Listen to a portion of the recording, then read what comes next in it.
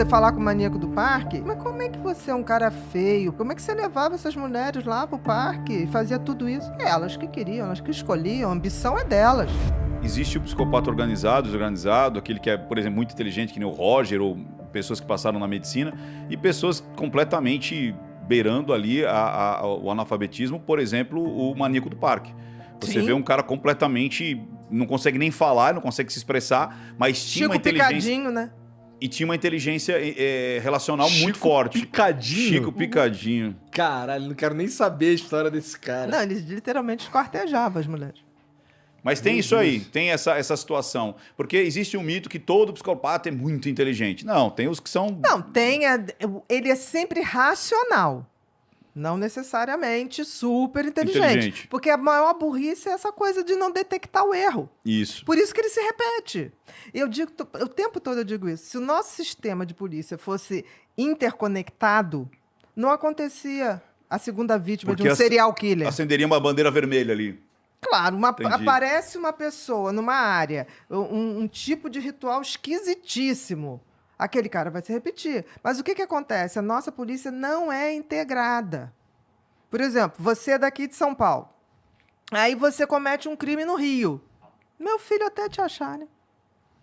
E aí, quando achar, vão mandar o processo para cá, para o Ministério Público de cá, mandar para lá, para você reconhecer, para alguém reconhecer que é você, que é de São Paulo, mas está lá no Rio, estava lá no Rio.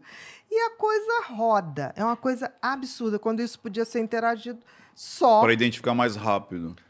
A É Elise, vida, a Elise né? Matsunaga, você acha que ela é borderline? Não, psicopata. Totalmente. Totalmente.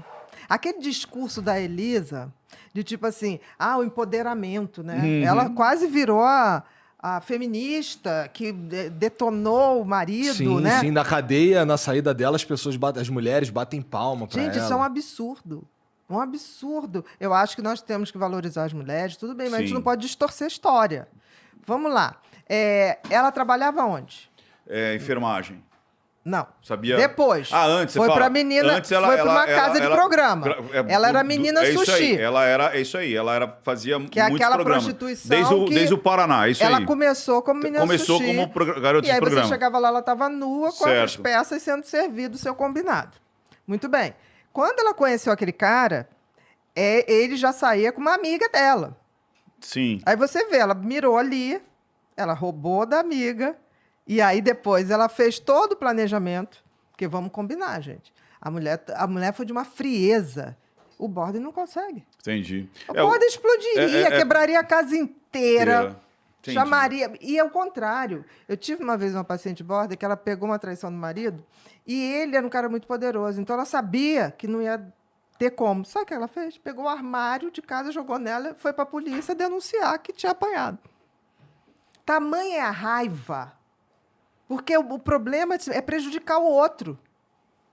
Entendeu? Ela ali, imagina que a mulher passou, botou a filha para dormir, matou o marido. Esquartejou. Depois da pizza, né? Comeu a pizza. Deixou o sangue coagular. Coagular para não sangrar. Para não sangrar, que você sabe disso, né? O sangue tem que coagular, senão... E aí ela ficou a noite inteira esquartejando. Imagina o grau de frieza que tem que ter uma pessoa dessa para sair com as malinhas de manhã. Eu comecei a achar uma coisa muito estranha quando ela dizia assim, eu apresentei o mundo para ele. Eu ensinei ele a tomar vinhos e ir para os restaurantes. Eu falei... Amor, isso não existe, né? Você vindo de chopezinho, ensina um cara que é multimilionário, que já nasceu num berço, eu que ensinei ele a tomar vinho. Não, e aí eu falei, nossa, essa a mina coisa... tá surtando. Não, para você ver que muda a narrativa, né? Ele me deve. Não, você falar com o maníaco do parque, fala assim, mas como é que você é um cara feio, pobre, motoboy na época? Como é que você levava essas mulheres lá pro parque e fazia tudo isso? Elas que queriam, elas que escolhiam, a ambição é delas. Quer dizer, ele não tem problema nenhum. Isso. Que nem os pedófilos. Você fala assim, mas como é que você fez isso com a criança? Não, mas a menina Ela também estava me seduzindo. Entendeu? Assim. Aí você vê, olha o short que ela tava. Gente, sabe o que acontece com o psicopata? Toda vez que você olha uma situação e você ouve uma justificativa para coisas injustificáveis, é o psicopata. Porque olha só, uma criança pode estar nua.